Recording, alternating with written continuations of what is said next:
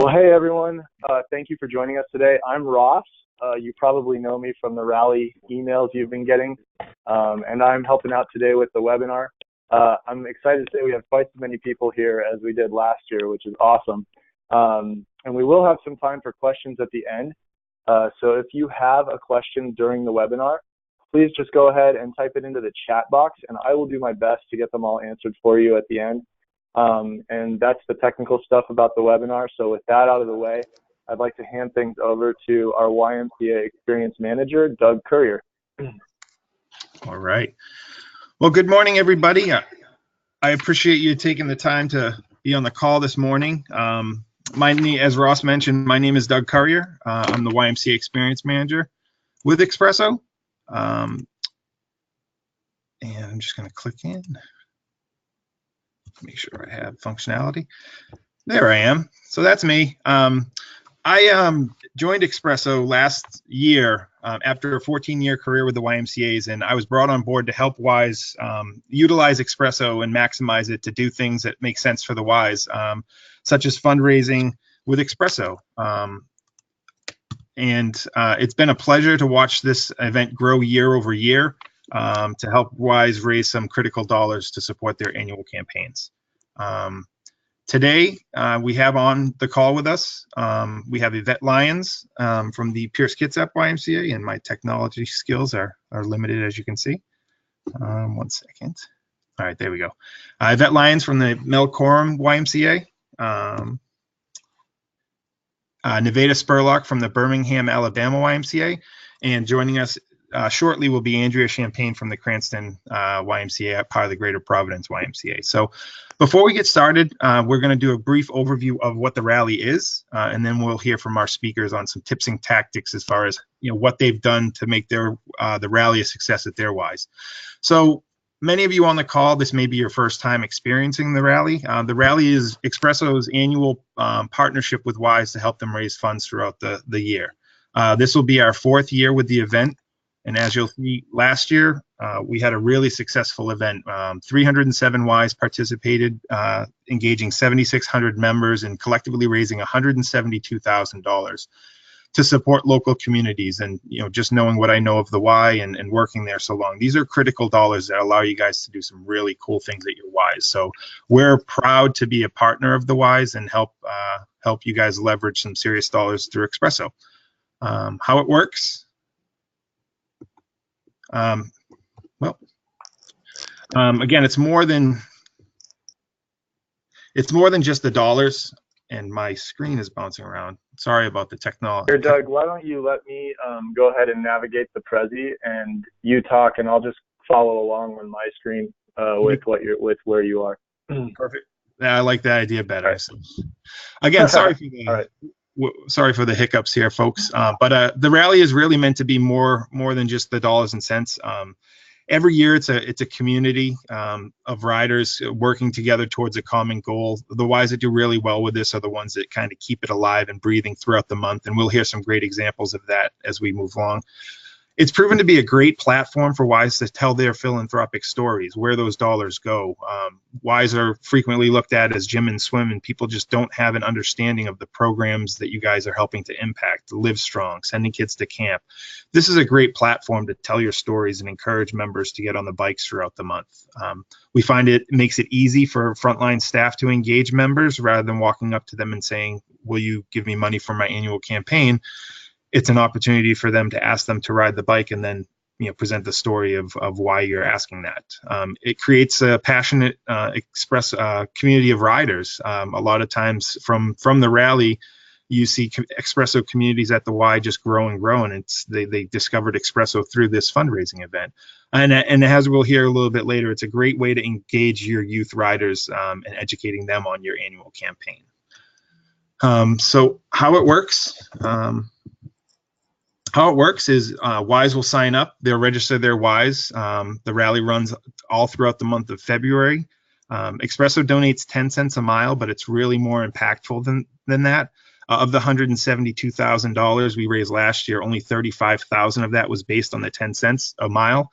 So as you can see, it's a platform for you to take that, take the rally, the 10 cents and build upon that by sharing and customizing personal stories and sharing it with friends and families to garner more support for your local branch.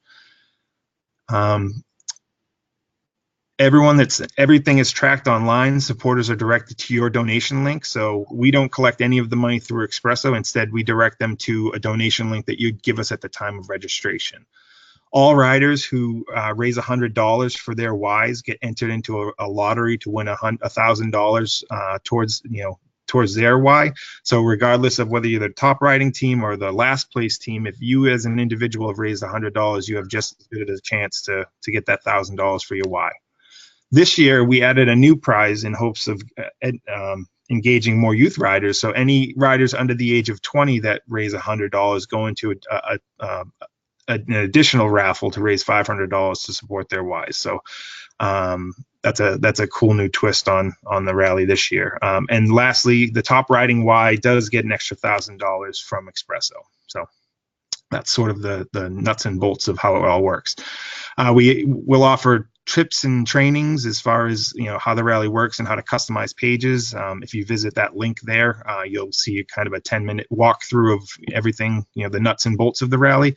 Or if you're looking to engage your staff and you want a deeper one-on-one connection, certainly reach out to Ross or myself or anybody that you've worked with Expresso in the past, and we'd be happy to set up a personalized training for your Y. So that's how it works. So now we're going to get into the meat and potatoes, why you guys are all here. We thought it would be really impactful for kind of Expresso to step out of the way and let you guys hear from some of our top Ys from years past with the rally. We've got some great stories, and kicking it off, we're going to connect with Yvette Lyons. So Yvette joins us from the Pierce Kitsap YMCA, the Korum branch, and as you can see, these guys are the top dog. Last year, they collectively raised nearly $24,000 and engaged 206 riders. This has become a big part of their annual campaign, and the way they do it is they keep the excitement throughout the building throughout the month. So good morning, Yvette, and thanks for joining us. Hello. So Yvette, something like this, you don't just raise $23,000 in 28 days. Tell us a little bit about how you start promoting it and building up the excitement, early on, well before the February 1st date. So we start our soft push of the rally in early December. So we just have TV slides up, some touch cards, flyers on the bikes. And then in January, so the very beginning of January, we do our really heavy push. So in our one-on-one wellness appointments, coaches will go over and they'll show their members like what the Expresso bikes are, get them signed up for an account, maybe tell them about the rally that's coming up. We have a wellness table, so we'll put info about the rally at that table. And then as it gets closer, we'll put up our leaderboards and we'll put info as to what the money is going towards, and just kind of try to create excitement until January 31st, where we have everything up. And yeah, we just try to get everything started December and January. Okay, great. So throughout the month, how do you keep it alive? 2 weeks in, how do you keep people kind of continuing to push and celebrate your members throughout? What are some ways that you kind of keep it going, in the middle of the month? So our Expresso bikes are kind of off to the side. So during the month of February, we bring a bike. This year we're bringing two bikes over to the top of our main stairs. And then we put balloons and decorations up just so that it's a focal point. And then we have our leaderboards and info at that area. We have coaches that kind of stay in that area too. So if members have questions like, what is all of this? Then they can tell them, and maybe they'll sponsor a rider, or maybe they'll decide to sign up and ride and raise money themselves. We have our full-time staff. They have 3 hours a week of engagement time. So during the month of February, they'll be out and they'll be engaging members at the bikes or just in that general area. And we'll get people signed up during that time. We'll set goals like, let's try to get 5 members signed up for the rally during your 3-hour shift. And during that time also, whoever is on the bikes, like on our main bikes, we'll have them try to get sponsors for that particular rider. We also have fruit-infused water just to kind of draw people to that area. As they're getting water, then they can kind of look and see what's going on. So we just try to do a lot, get all of our staff involved and get members involved so that they can keep that excitement throughout the month. Okay, great. So as the top performing Y for the last couple of years, what's one tip that you could give a Y that might be on this call that either is a new Y or wants to go from $100 to $1,000? What's a tip that you would give sort of the people looking to make that leap? I would say to get your part-time and full-time staff involved, and really keep the cause alive. So when we share that this money is going towards so in our association, all foster kids get a free membership, or our late night program for teens on Friday nights. People are just way more willing to sponsor your ride, and it's just a much easier ask as well. So instead of saying, will you give to the campaign, will you sponsor my ride so I can send 10 kids to camp, just to keep the cause alive would be my advice. All right. Well, thank you so much, Yvette, for your wisdom. Guys, Yvette is a rock star, so I would take any advice that she can and use it to fuel your rally. So thank you, Yvette. All right.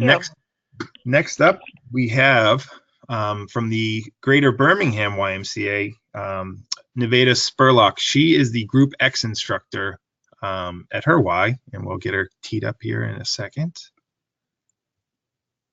There she is. Last year was Nevada's first year, and as you can see, she was able to engage 83 riders and raise close to $2,000. So good morning, Nivada, and thanks for joining us this morning. Thanks for letting me hop on. This is an incredible experience, not just for our Y, but nationwide, so I appreciate it. All right. So, Nivada, I looked at the stats, and last year in the month of January, so 1 month ahead of the rally, you had an espresso riding community of 41 members. And as we see here, you doubled that in February for the rally. Tell us a little bit about kind of what you did to get some, to double that community and get more people on the bikes that month. Yeah, I think the focus that we used was really a 3C for success campaign. And so there are 3 things listed there. And I'm the Group X coordinator for our facility. And what that means is we have 86 classes per week of group exercise. And a huge population of our membership base goes into those Group X classes. Most of those Group Xers are just that, they're Group Xers. But because it's a captive audience, so to speak, we asked not only those members to participate, but we also asked the Group X instructor to participate. So it was really a kinship between those two, and the communication between the Group X instructor and also the Group X participants to take them from that Group X experience into the rally. So that was our first step to success. And from there, just like what's been mentioned before, is this rally allowed us to communicate to our membership base what the campaign really was about. And I'm probably the world's worst at whether it's, selling donuts to try to make money or whatever the fundraiser has always been. I'm terrible about asking for donations. But it feels so much differently when you're sitting on a bike and you can connect the campaign to the rally and vice versa. It just makes a huge difference in communicating what the rally is and what the campaign means to our community. And then the third thing that I was able to do is those people that are on the cardio floor, and those are the soloists, those people that come into the branch and they just go to their machine and they do their thing and then they walk out. I bothered them. I asked them to take their earbuds out, and I just had a conversation and said, hey, you're on the cardio floor. There's an espresso bike over there that's very lonely. Would you mind moving from your machine over here, and let's have a conversation about the campaigning, about the rally, and you can also get your workout in. So those 3 components really allowed us once we started going, like you said, we doubled our participants. It allowed us to pull people into the rally, and it was part of our success. All right, fantastic. So on the screen here, we're seeing you and Barbara, and I know Barbara's story, but tell us a little bit about, this particular story, because this is just fantastic. Well, first of all, to ask Barbara for a selfie, that was a stretch, but I got her in. So Barbara is one of our members that's been a member here at the Mountain Brook Y for a very long time.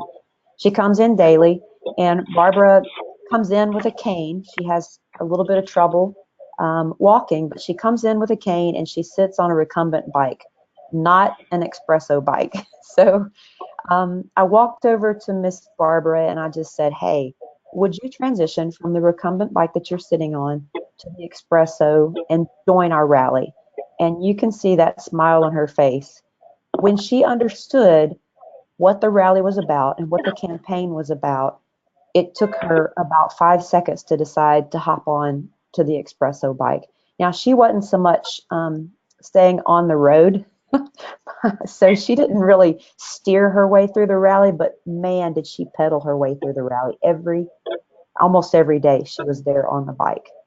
No, I looked back, and again, Barbara, your casual member, because she knew it was the rally, she pedaled 25 out of the 28 days last year. And that's just a great story about, one simple conversation can change someone's mentality. It's an opportunity to educate your members. So fantastic. And, congratulations on Barbara's success. I'm excited to see her back for this year's event.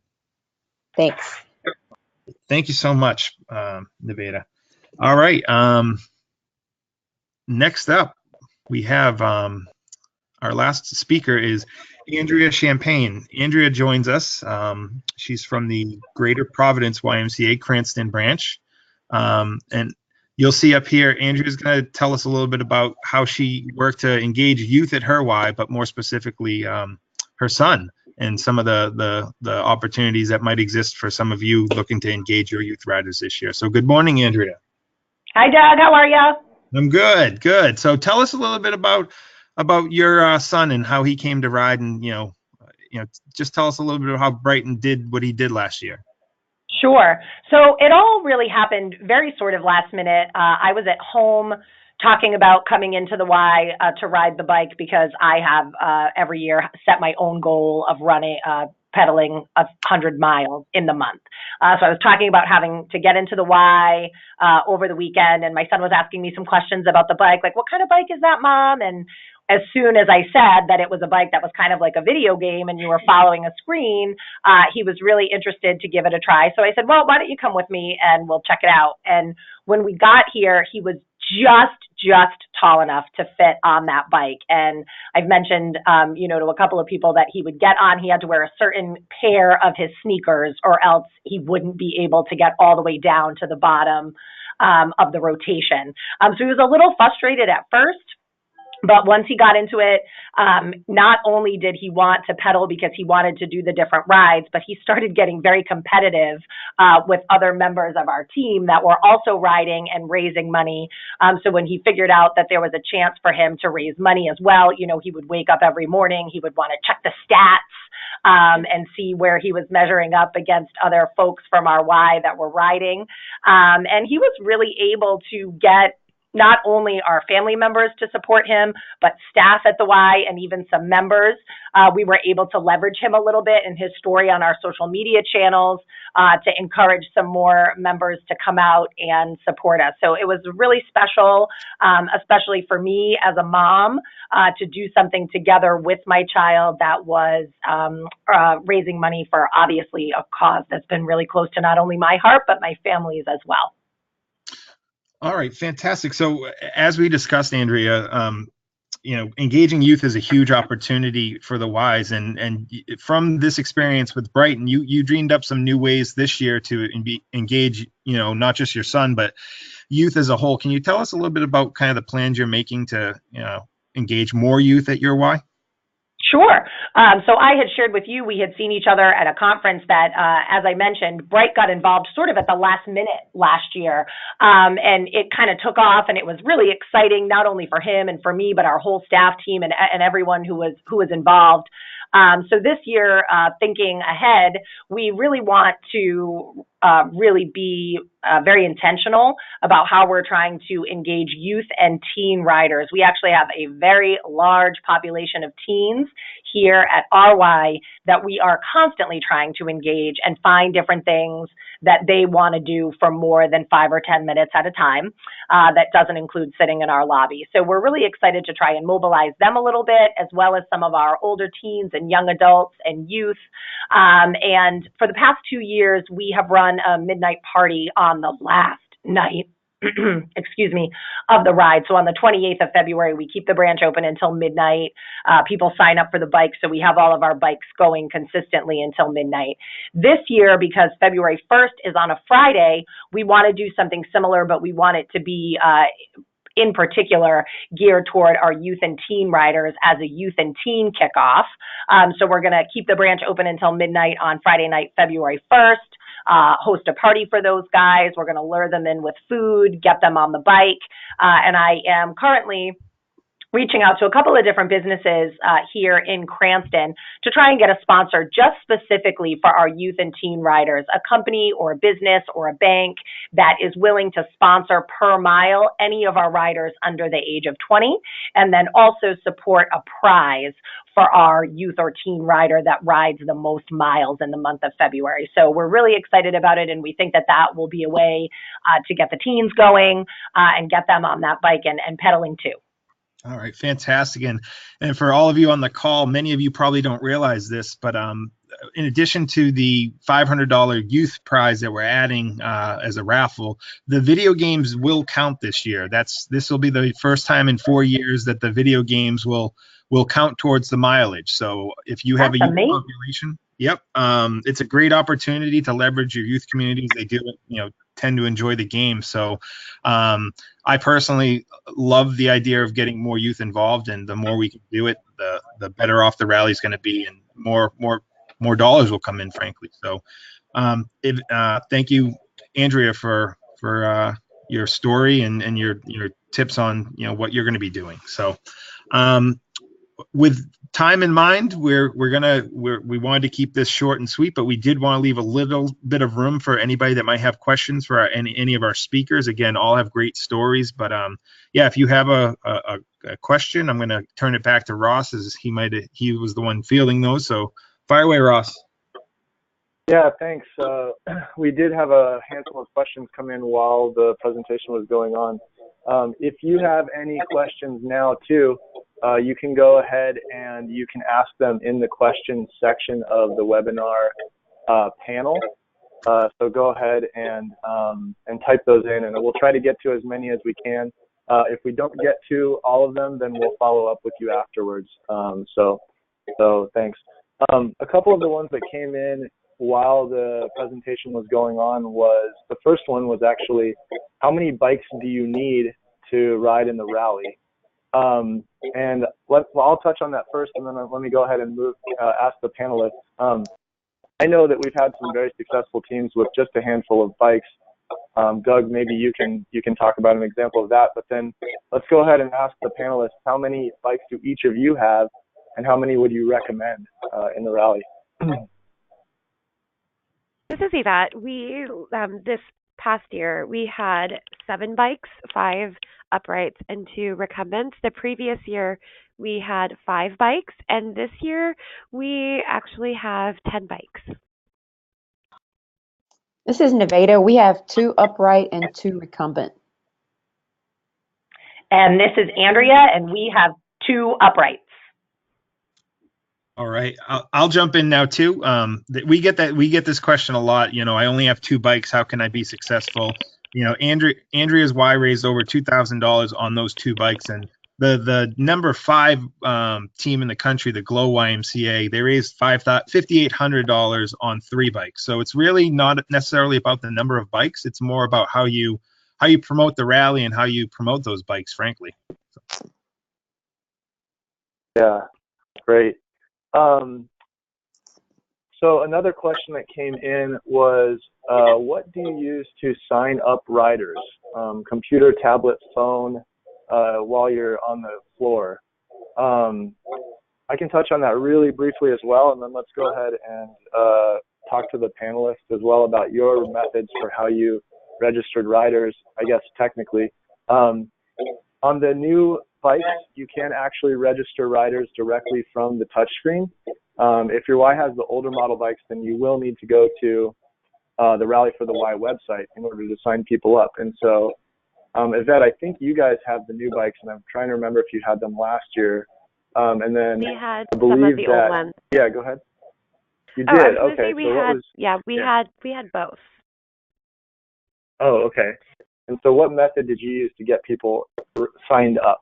So if they were at the bike area, we would use the bikes, or we would use iPads.